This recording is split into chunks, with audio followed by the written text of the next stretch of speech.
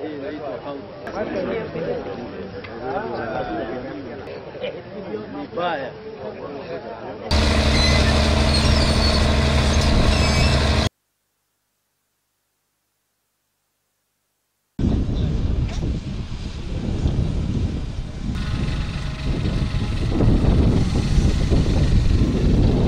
in Naivasha, we are going to construct some roads, drainage, and so on and so forth.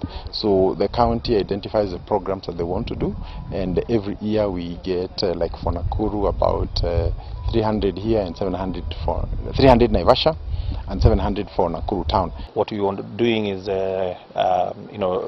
land tenure issues of, providing titles to the people in the informal settlements. Improving the infrastructure in the informal settlements.